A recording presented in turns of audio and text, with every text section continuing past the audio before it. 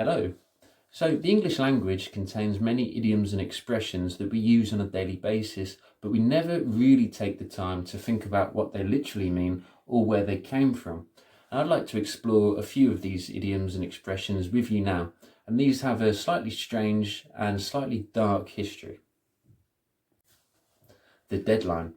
As a student, you will have been given deadlines before, a date that you need to complete a bit of work, for example. Well, the actual origin of the word deadline came from the American Civil War. Now, often prisoners of war would be kept in not proper prisons with concrete walls and bars, but improvised prisons that soldiers, chiefs, would have to make and improvise. Often the perimeter would be a rope or a line drawn in the ground. And if you ever crossed this line, you were shot. Henceforth, it was the deadline. If you crossed that line, you were dead, literally. Mad as a hatter. Now, this expression may make you think of Lewis Carroll's Alice in Wonderland, and is quite a sort of eccentric, nice sort of expression to use.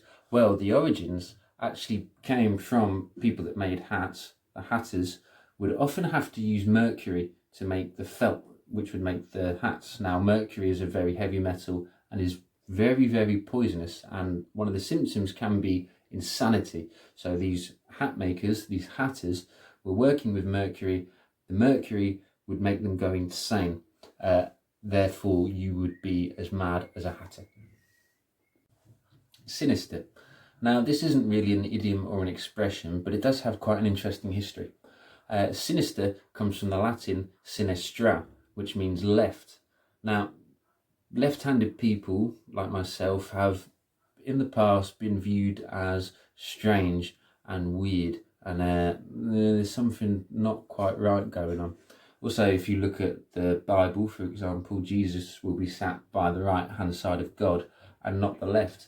So left, the sinistra, sort of changed and became corrupted down the line, but it originates from left, meaning sinister and bad. Now, it's currently raining in El Prat. You may know the expression, it's raining cats and dogs.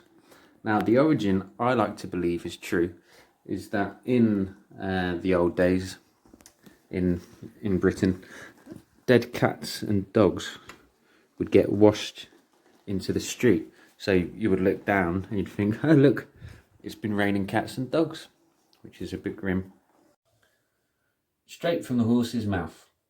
Now, in the business of buying and selling horses, sometimes the sellers could be dishonest and lie about the age of the horse.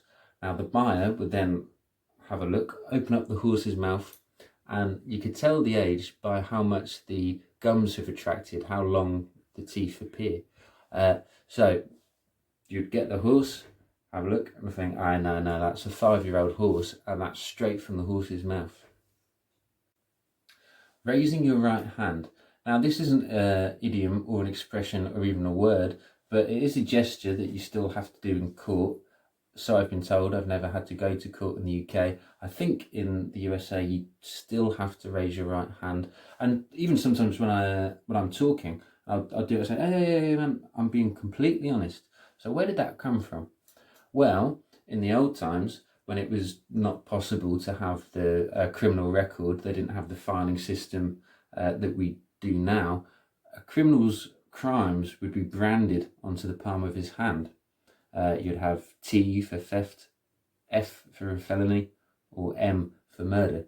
If you'd been convicted previously of a crime, it was branded onto your hand. So you were going to court, you'd be asked to raise your right hand, and they could have a look at what crimes you've committed in the past. You'd look and think, oh, well, they've already been found guilty of murder once. So when it came to judging, when you raised your hand in front of the judge and the jury, and they had a look, and you think, oh, well, he's been given leniency once before for murder, and he's not going to get leniency again. So there we have it, a few interesting origins of a few words, well, one word, a few expressions and idioms, and a gesture that we still do.